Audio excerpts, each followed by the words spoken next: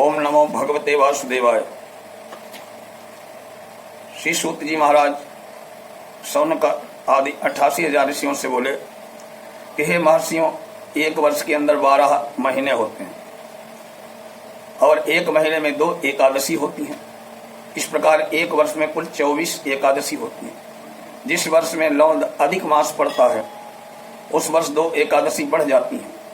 इस प्रकार कुल 26 एकादशी होती हैं, जिनमें उत्पन्ना मोक्षदा मोक्ष देने वाली, सफलता दिलाने वाली, पुत्रदा पुत्र देने वाली, षटतिला जया विजया आमला पाप मोचनी पापों को नष्ट करने वाली, कामदा बरूथिनी मोहिनी अपराध निर्जला योगिनी देवसैनी, कामदा पुत्रदा अजा परिवर्तिनी इंद्रा पापांकुशा रमा और देवोत्थानी। लौंद की दोनों एकादशियों के नाम क्रमानुसार हैं पद्मिनी और परमा। ये सब एकादशी यथा नाम तथा गुण वाली हैं। इन एकादशियों के नाम तथा गुण उनके व्रत की कथा सुनने के से मालूम होंगे। जो मनुष्य इन एकादशियों के व्रत को शास्त्रानुसार करते हैं उन्हें उसी के फल प्राप्त होते हैं। अब आपको आश्विन शुक्ल पक्ष की एकादशी का कथा सुनाएंगे।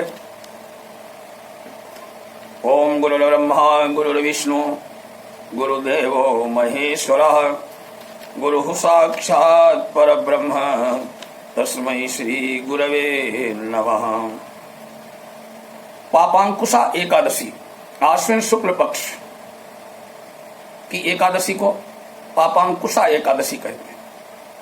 युधिष्ठिर बोले, हे भगवान, आश्विन मास के शुक्ल पक्ष की एकादशी का नाम क्या है तथा उस व्रत के करने से कौन कौन से फल मिलते हैं, वो सब हमें विस्तार से बतलाइए।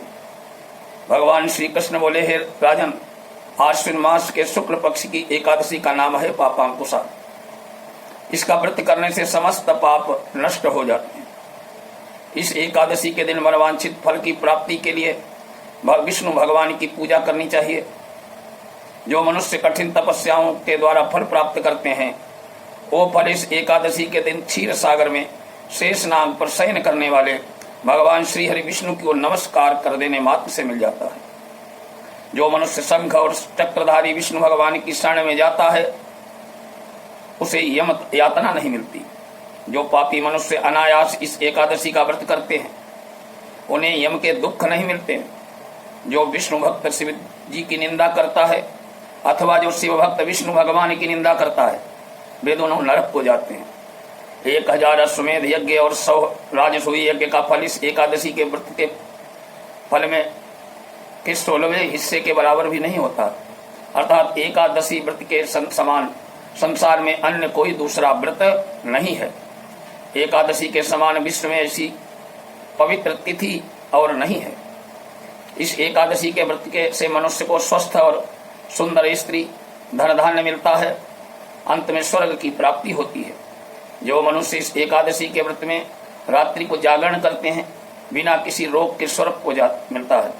जो मनुष्य इस एकादशी का व्रत करते हैं उन्हें मातृ पक्ष के 10 पुरुष, पितृ पक्ष के 10 पुरुष और स्त्री पक्ष के 10 पुरुष विष्णु का वेश धारण करके सुंदर आभूषणों से युक्त होकर गरुड़ पर सवार होकर विष्णु लोक को जाते हैं।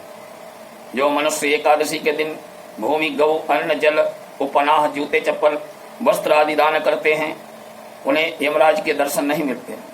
दरिद्री मनुष्यों को यथाशक्ति कुछ दान देकर उन्हें अवश्य ही प्राप्त करना चाहिए।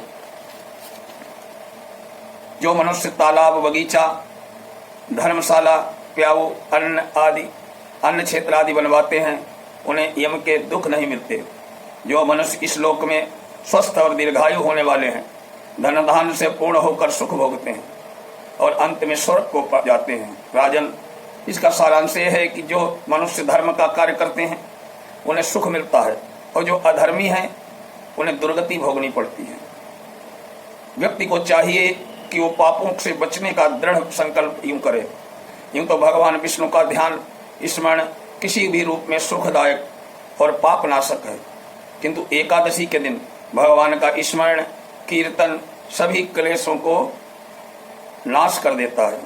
ओम कृष्णाय वासुदेवाय हरे परमात्मने प्रणतः क्लेशनाशाय गोविंदाय नमो नमः।